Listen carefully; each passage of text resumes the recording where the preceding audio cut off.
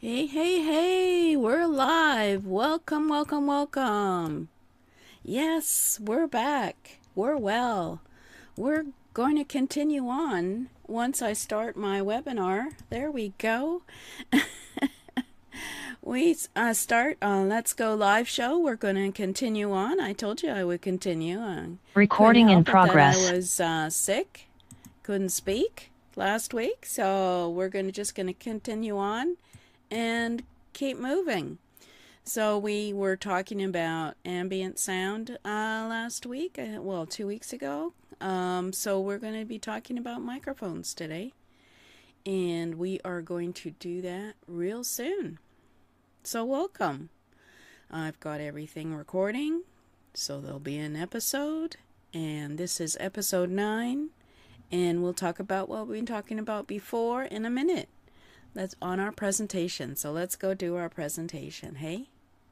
Yeah, why not? Let's go live. Share yourself to connect with a live audience. Who am I? I'm Jane-Gardner. I work with my husband in our structural engineering firm, and we have been doing that for 23 years, and we want to retire, but we can't because you know the reasons why, because it's similar for you, I'm sure. So we are talking about myself. We like to travel. We just went on an Alaska cruise, and I'm an artist, and I have dogs and cats, and I love to do websites, and we live in Western Canada. So it's hot and dry and smoky now in the summer, unfortunately, with the fires, but let's just keep going because this is too much information. So anyway, 2018, I developed and helped working with and set up 4 channels on the Visibility Broadcasting Network on Roku and Amazon TV, which is called Fire TV. You can check out the Business of Home-Based Business. You can check out Home-Biz Startup TV. You can search for Business Success TV and Finding Your Purpose TV. And I have developed an ultimate TV channel system to get you from invisible to having your own TV channel that is making you money. So that's a big promise, but we're going to continue on because the first step is going live. So if you're not live, it's time to get yourself a live show talking about your business. So this is the outline for what we've been doing, why you need to go live. We talked about mindset, and we're now into the fun part, the studio setup. Then we'll talk about video off camera you can use and video on camera software. And then we'll talk about free platforms to go live, Facebook Live, YouTube, LinkedIn Live. Oh, I forgot to do LinkedIn today. And mobile, as well as free broadcasting software. I wonder why it's not available. Oh, I'll have to go look at my software. See, things change so much with this going live that you have to keep up to date. And then there's OBS, which is Open Broadcast Software. Feel free to go over and search for OBS software. And it's an open source platform, so you can go and play around with it, as well as mobile. And then the paid software tools. Zoom, of course. We're on Zoom right now, creating a webinar. XSplit and StreamYard and all these other systems that have been developed to sell and broadcast with. And then you can, of course, have multi-stream broadcasting software, which is what I'm doing right now. Broadcasting to YouTube, Facebook. Did I do Twitter? I think I did Twitter. I was supposed to do LinkedIn, but I'll have to check out why it disappeared. And then, of course, we're going to be talking with entrepreneurs who have a show, interview software companies about their software. Let's Go Live Challenge quarterly, and interview with new entrepreneurs having success with their show. So if you're one of these people, please contact me and I'll come and we'll talk, and you can come on to the show and we'll interrupt our schedule just to talk to you. So we have been talking about why you need to go live. So you need to be seen. You need to be seen as an authority in your niche, and you need to be consistently on the internet, so people get in the habit of seeing you as the expert and seeing where you hang out and they come home and hang out with you, and you need to be answering questions, sharing your message, doing training, sharing your knowledge, and then getting people to know, like, and trust you so that it's easier for you to sell your services or product as well as them to buy it. So that's something to consider about when you're talking about going live, and why aren't you? So previously, we talked about how your mindset can stop you from being seen. We talked about how having a dedicated studio space will make it easier for you to broadcast. And then we also talked about how you have to look at ambient light for your studio space. And we've talked about your ambient sound, that's values that are in your studio space. And we also talked about how you can control the acoustics of your studio space. So we've been talking about ambient, and now we're going to get deep into the studio setup.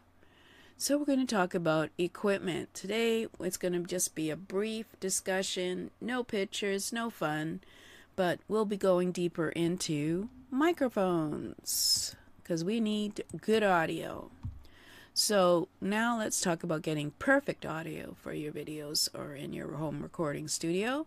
I should take out that perfect because there's no such thing as perfection. There is improved, and there is better, and there is good. So let's go and talk about that. So once you've solved your audio problems we talked about in the ambient sound episode, like the echo and the buzz that you might hear when you record your sound without you speaking, and then you play it back and you hear this buzz and it's really annoying. And so you want to get rid of that buzz in all your recordings, because what's the good of a buzz? And so you add acoustic panels in your studio to help dampen the sounds from your computer and other sounds, etc. And you've got your perfect level of audio. Now it's time to get the best audio recording equipment. Now, of course, you need to use a microphone before that in order to record the audio, but hey, we want good audio. One of the most important things about audio is actually not the quality of the video itself or the effects or how you shoot the video or the video equipment, but it's more about the audio. With audio, people will listen, and you can make podcasts from it, and you can have sound recordings that people can listen to, and they don't need to see you on video. Whenever you watch YouTube or any other clip anywhere, and if the video is really good, but you can't hear the audio, naturally you will not be able to bother to continue watching the video to the end. So you want to have good audio. But if the video quality is acceptable, and I didn't say it had to be, it can be bad, but it has to be acceptable, and the audio is really, really good, then naturally you will perceive that video as a higher quality video than one where the audio is awful and it's hard to listen to.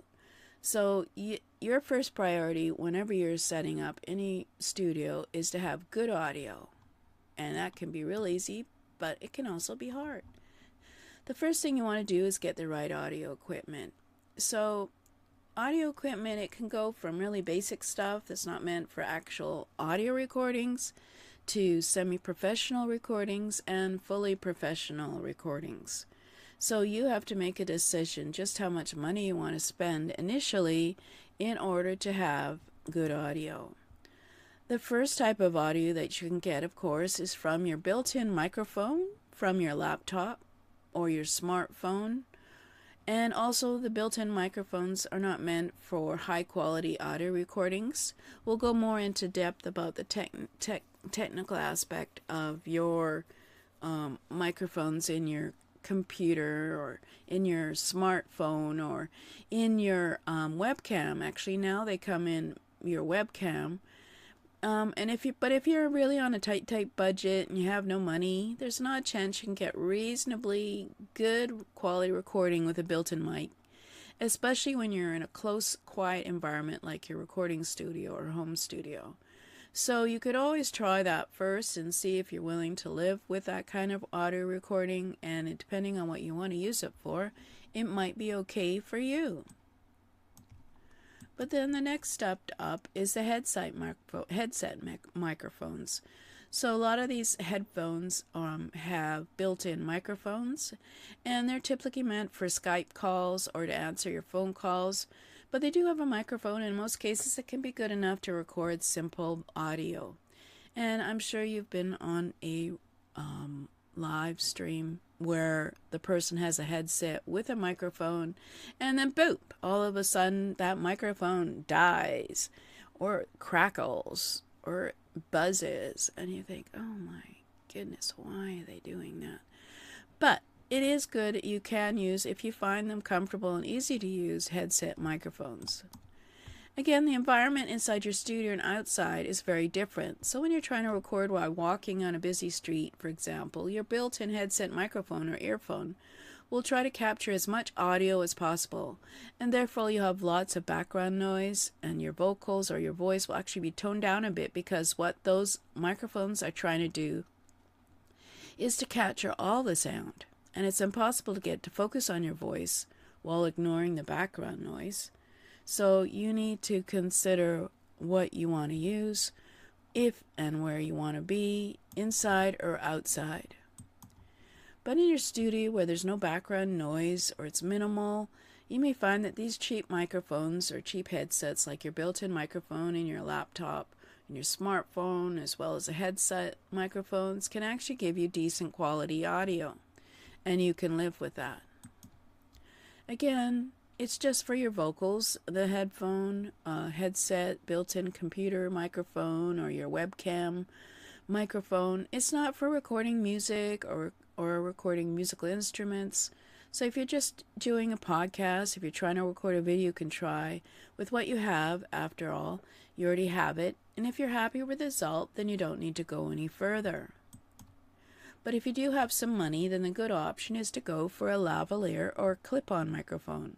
The lavalier microphone is a good investment because it doesn't really cost you very much, and it's very portable.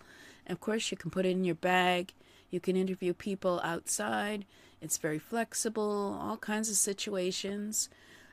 You could actually be walking on the street recording, and also you could be in the studio where things are quiet and the audio is under your control. You can be standing, you can be sitting, you can be dancing. As long as the audio is captured on the clip-on, then you have the flexibility of having good quality audio. Now, if you have more money, then you can go on to get a stereo condenser microphone. So these microphones are really high quality, and they capture a wide range of frequencies for your vocals or your voice. So between lavalier and stereo condenser microphones, the stereo condenser will give you a full range of your vocals, from the very low bass frequencies to mid-range and high frequencies. And as a result, you will sound like yourself, but you'll sound like a better version of yourself.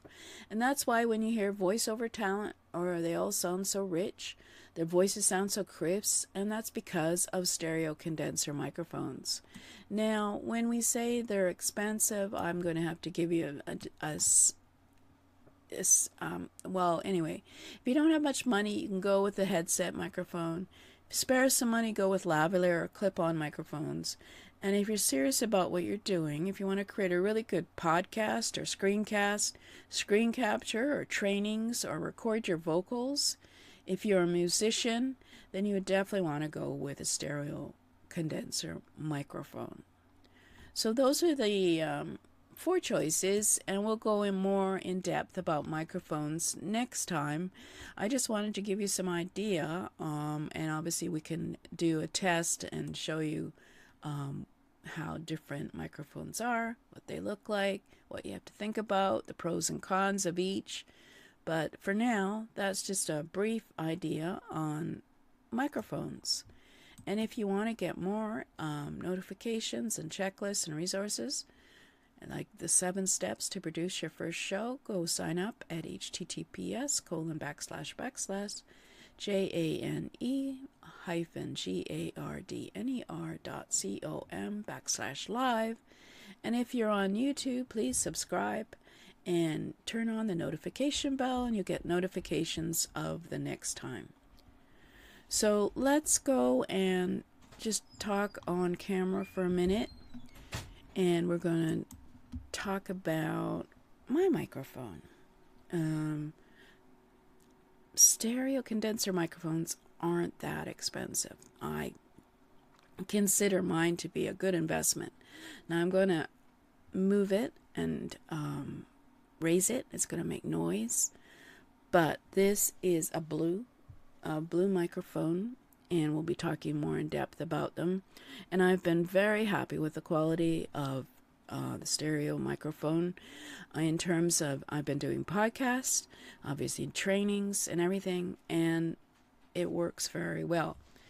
So we are going to just move it up just to give you a glimpse. And that is what it looks like. The Blue Yeti. It used to be less than $200, and I've considered it a good investment, and it's been good for me for the last 5 years. I also used a one that's overhead, and but anyway, well, I think that's Audio Technica is another good one.